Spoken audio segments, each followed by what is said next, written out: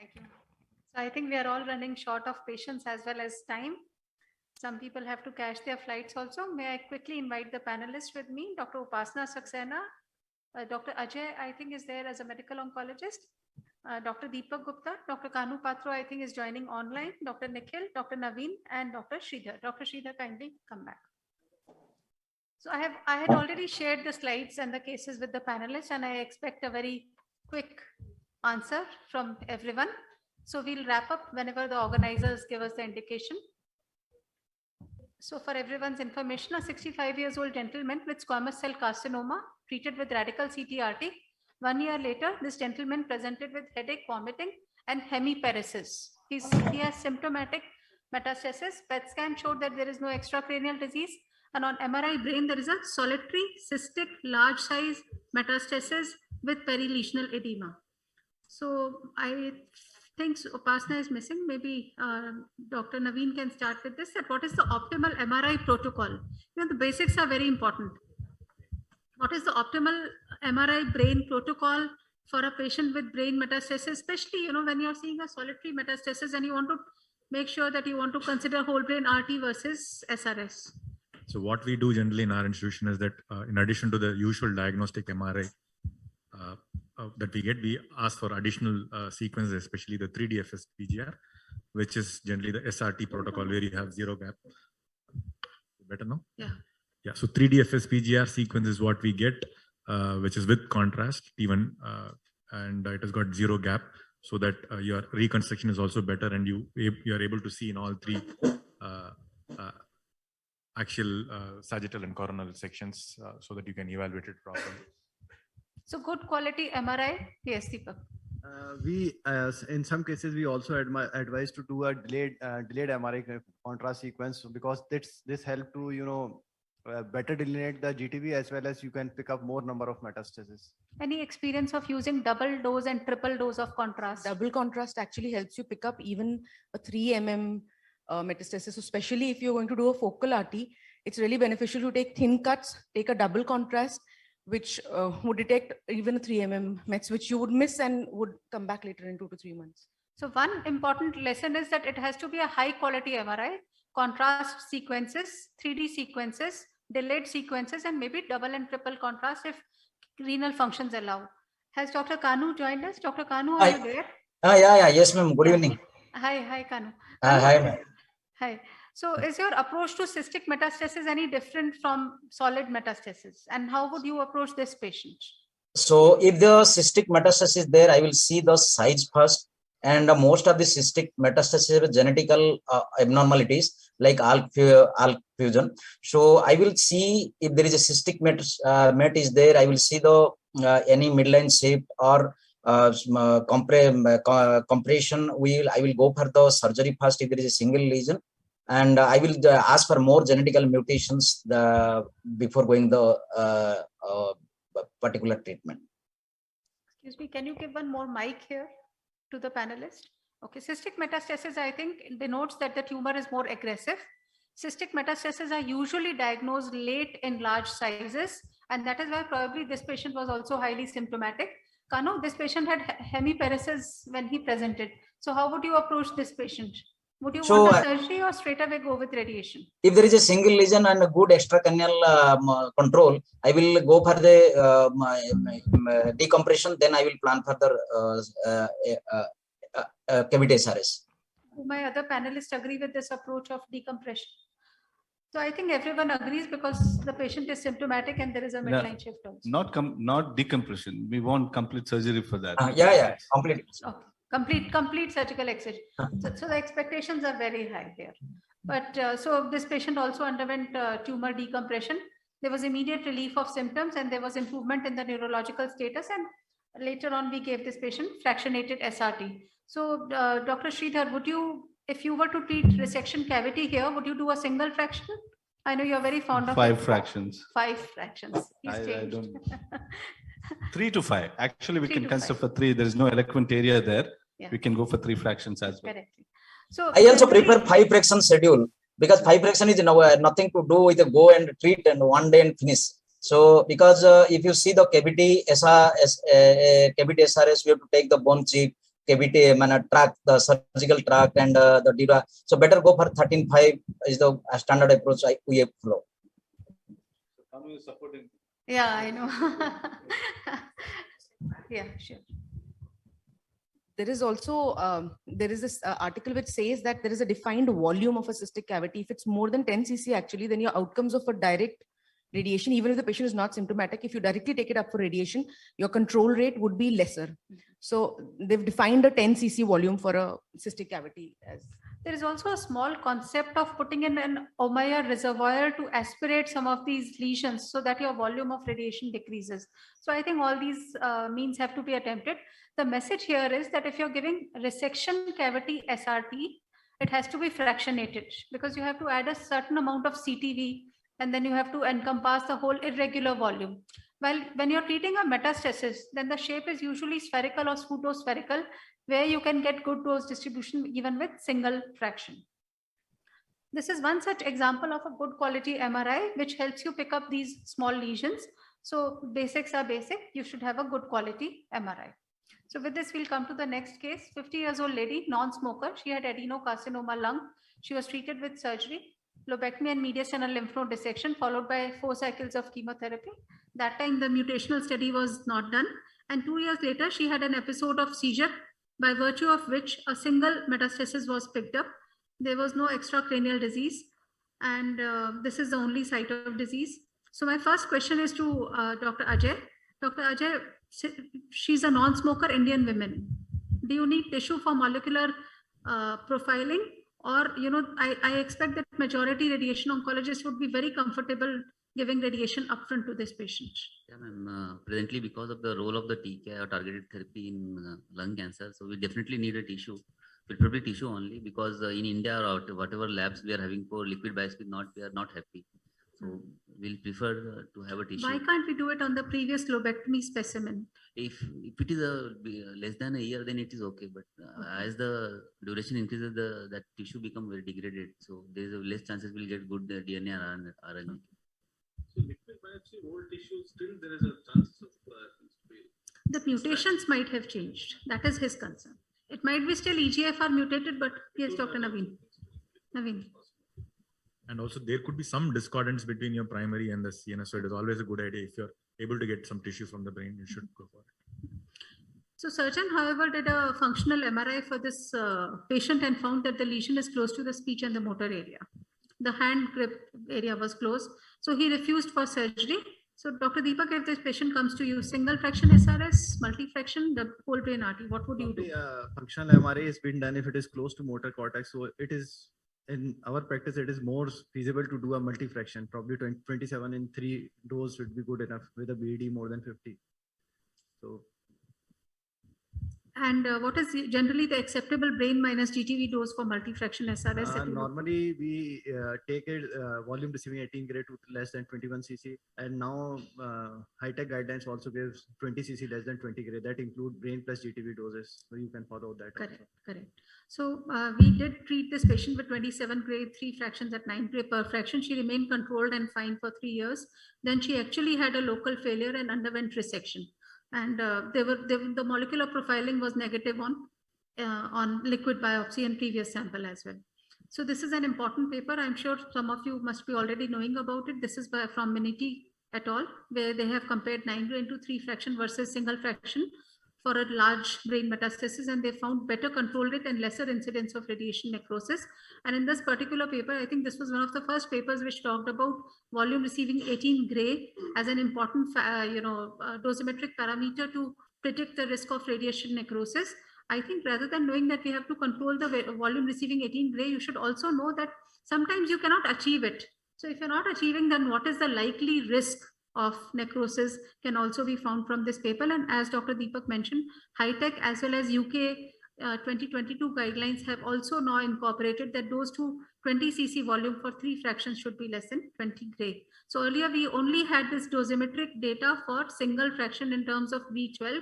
Now multi-fraction SRS is finding its place, and there are better dosimetric papers on this. So another patient, another scenario, 60 years old lady, she had... In the same paper, it has been clearly reported that control rate is better, radio necrosis is almost 50% less. Correct. So I think that has changed people like Dr. Sridhar also. Otherwise, Sridhar was always doing single fraction. Yeah, so I always use the 5 fractions. See, don't worry about radio necrosis. As long as if you're not taking a CTV margin, if your GTV is CTV, and if you keep between 25 to 30, yeah, brain it is very clear. You so don't take CTV. so then radio necrosis, what you are talking about is a central necrosis. Most of the times it will subside. It's a treatment related necrosis which is causing the edema versus the surrounding necrosis. I think we should differentiate. So another patient, another tricky situation. Sometimes we see this 60 years old lady. She had extensive small cell lung cancer. She was treated with chemotherapy, followed by consolidation thoracic radiation therapy as well as PCI. And before delivering PCI, contrast MRI brain was done to confirm that there were no distant metastases. And she started on maintenance therapy with immunotherapy. However, she discontinued it after 6 months, and 1 year later, she had progression in lung as well as brain. And this is what her MRI looked like. Dr. Nikhil, any scope of re-radiation? I mean, I'm sure you can't do SRS, re-whole brain RT. Ma'am, re-whole brain RT after 1.5 years is still feasible, but the doses which we usually follow is around 25/10 or even 20/10 if the duration is low less between the previous radiation and the current radiation schedule. So yes, repeat whole brain RT can be given. Dr. Naveen, you want to add something? Yeah, so this is a patient who's going to do extremely poorly, very limited survival. So I'm not really worried about chronic side effects. So immediate quick relief from symptoms, if RT is going to help, some short fraction should be okay. So I think the message that we are trying to give is that even whole brain radiation therapy is feasible as a palliative approach and should be thought of to relieve the symptoms. So another patient, 55 years old lady with adenocarcinoma lung, she was treated with NACT followed by CTRT. She had a disease-free interval of 2 years. Good 2 years, she was fine. She was investigated for her brain symptoms. And then PET and MRI confirmed that there was a metastasis in the brain, as with a lot of perilesional edema and a solitary spine metastasis. She underwent surgery for this. It was adenocarcinoma, again, no mutations detected. And she was neurologically well preserved. So the question here is whole brain radiation therapy versus resection cavity SRS. Dr. Sridhar. Absolutely, resection cavity SRS. Resection cavity SRS. 3 to 5 fractions. And she wants See, these are the patients, actually, the dural metastasis is going to come at least minimum within 2 years. Even if you do this one, they'll fail the dural mets. Correct. So she will be at a high risk of leptomeningeal metastasis. Correct. And if the patient wants to know about her prognosis, I think Dr. Upasna has already discussed that we have to use this now graded lung molecular graded prognostic assessment score to define their prognosis. For this patient, it was turning out to be around 13.7 months of survival. And then we sometimes use this nomogram also to predict the chances of distant brain failure to choose the patients optimally. Dr. Naveen, coming to you, this patient was offered resection cavity SRS. She declined it. She said, I can't afford to have another recurrence. And then the cost of MRI also bothered her, 3 monthly MRI. So I'm sure you must be practicing hippocampal avoidance whole brain radiation therapy. Are you convinced about its benefit? What are the dosimetric challenges that you face? So when we are talking about post-operative whole brain RT with hippocampal sparing, we generally do not have too many challenges. The challenge that we have is patients who have gross disease in their brain, and we have to boost those lesions to a higher dose along with whole brain RT. Then sparing the hippocampus becomes slightly an issue, and also the location, if it is close to your hippocampus, then they become an issue while you're trying to preserve the hippocampal region and deliver a good dose to the hippocampus. Memantine is not something that we use commonly in our practice, but there is good evidence to suggest that when you're doing whole brain RT, especially hippocampal sparing, and then you give memantine, there is some benefit in terms of neurocognitive preservation in certain domains at least. Memantine is a cheap drug. Of course. So what is the hesitation in using it? It's just you're not convinced about that. It is absolutely not. So I mean, there is good enough evidence to say that it is good, but the adoption has not happened really. Okay. So Dr. Naveen, I can understand you said that if you have to do SIB, which means you're trying to give a higher dose to a gross metastasis and at the same time create a cold area in the hippocampal area, it becomes challenging. But suppose you have to do whole brain radiation therapy per se, with hippocampal sparing, do you find dosimetric challenges, and generally how many arcs are put to optimize the plan? So we are still using VMAT. So 2 arcs is all that we still do. And with that, we are reasonably able to achieve. If there is no gross lesion which we are boosting, we are able to achieve the constraints of a max dose of 16 gray and a mean dose of 9-10 gray. We are easily able. What is the Dmax to the brain that you accept? For 30 gray in 10 fraction Correct. so we don't get more than 105%. Is that? Oh, that's awesome. So I was talking to one of the radiation We oncologists. has to use the around 4 arcs to achieve the constraint. See, I was speaking to somebody and he said, generally our physicists put 8 arcs to optimize. That's too much. That's heartbreaking. Yes, it is not easy. It is not an easy plan to achieve. Dr. Deepak, any comments? We normally use 2 to 3 arcs, but in our practice, normally up to 10 brain metastases, we normally treat with the cyber knife. So in that there is no role of, The left compartment is totally cyber knife actually. All the arcs she's talking. So regarding the whole brain for this particular patient, like Yeah. it's how the patient get convinced whole brain is superior than the. You have to explain to the Yeah. patient that she has a chance of distant brain failure. No, that's what okay. Okay. That requires a whole. See, whole brain does not give that magic figure of 0. We all know that. In Yeah, oncology, then- there is no 0 and there is So no 100. if it is all, if it is a local failure or a distant one, we can still go ahead and do the There were SBR. financial like issues, social financial issues. issues, And she The whole can't. brain also costs anyway. Like it's Yeah. in terms of scientific, I feel that in a post-operative complete excision like this, local treatment, even if you do whatever it is, 3D CRT local is okay for it rather than going for a whole brain. Agreed. I have a small question. Yes, Kanu. we forward- When whole brain RT with hippocampal sparing, how much max dose you prefer? Dmax dose. Yeah. Because the trial and the source is a 37 gray.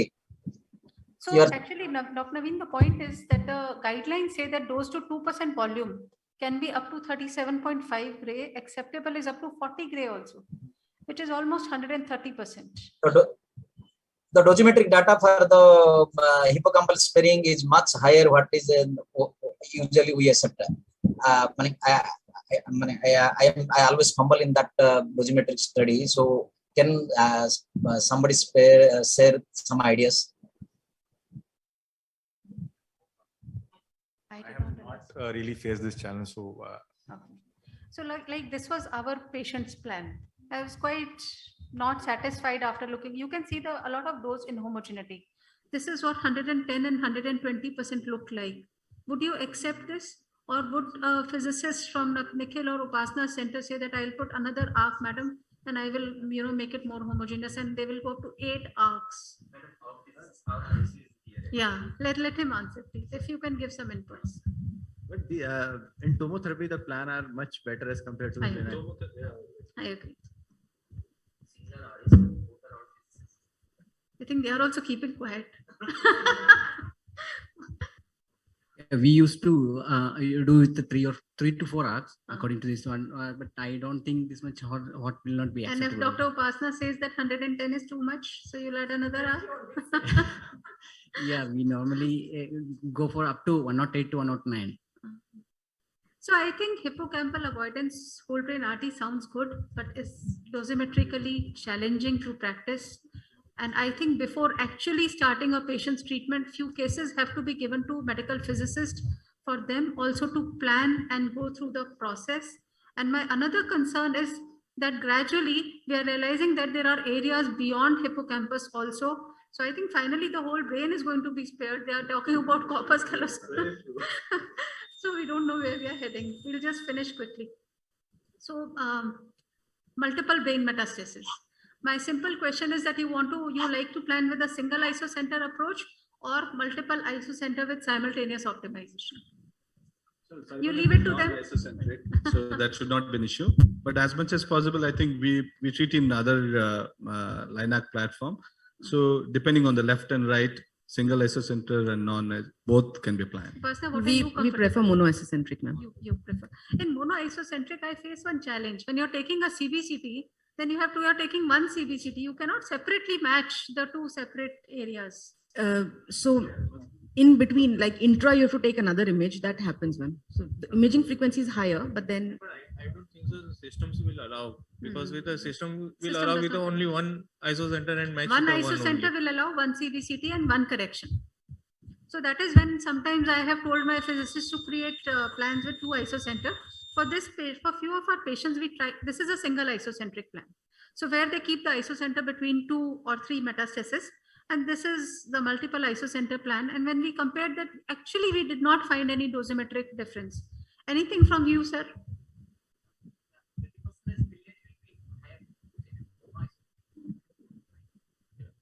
The literature says that it is lesser. Dr. Naveen, anything that you want to add? Single isocenter causes more bridging dose. Yeah. So that is the more problem.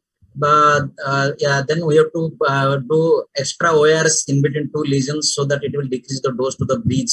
Yes, yes. So that is a more complicated situation. And the second thing is the whole brain RT. What is should be the dose to the whole brain minus GTV? What should be? Are you going to do the differential dose to the different brain lesions? so if there are multiple lesions, then the the V12, V10 has to be evaluated for individual plans. So yes, so if you're doing a multiple fraction, it increases, but once again, it has to be assessed individually. The value changes because that's a spill per. That's another question. Yeah. So it is better to continue with multiple fractions like 13 grain 5 fraction, keeping the 12 cc volume less than 27 gray. So what I feel, keeping single fraction dose and more breach doses between the two lesions causes more chances of necrosis rather than, and you cannot achieve the brain minus GTV dose 12 cc volume. We'll hear from Dr. Sumit now. So usually, Dr. Basu wants to yeah, say. Dr. Basu. I just want to make a point, and this is, I think, practically, I think I've realized that if you set up with a single eye center for multiple brain lesions, and then you do based on that CBCT, you do correction, that to a 60 correction, you probably are Correct. Yeah. So therefore, I personally would prefer different ISO centers for different lesions and do CBCT. Ranjan, you wanted to add something? Multiple means we evaluate 1821, like Tanvir also highlighted. in This fact, is the given recent Astro says V20 and V24. V20 for there's 3. 124 also. And I think, Ratish, we done multiple also for, so the highest number we did is 10, I think, as of now. For that patient was strong EGFR positive, and with all explanation, they're not keen for whole brain. Then how do you calculate So- the brain minus GTV dose? So- Individually? No, You all can't- GTV a volume. So the whole GTV volume was coming up to just, I think, 5 cc or 4 cc. One lesion was only just 1.2 So you mean centimeter. The rest all are. small volume, large number. Yes, exactly so. So that's what we did. The first MRI of that patient is done also, and it's very baffling. The larger one is vanished. The smaller ones are more or less same. Of course, there are 1 or 2 new smaller ones also. Dr. Sridhar will be very happy listening to this. No, actually, here I differ. See, if you see that there is a trial, there are around 20 cases. One person has done more than 10 numbers, 4.5 centimeter lesion versus like volume of 4.5 cc equivalent. They said that the multiple brain metastasis Sbrt is better, the prognosis is better. So I don't really agree. We need to understand the proportionate of microscopic disease in the other parts is the one what we are looking at here. So the tumor which is already come up requires an higher dose. So that is what I want to do it. So 30 gray in 10 fractions is a microscopic disease. The tumor requires a more, and we need to escalate the dose to that particular point. If the proportionate of microscopic disease is not going to come back for at least at least 6 months to 1 year, I prefer to do only local treatment, full radical approach.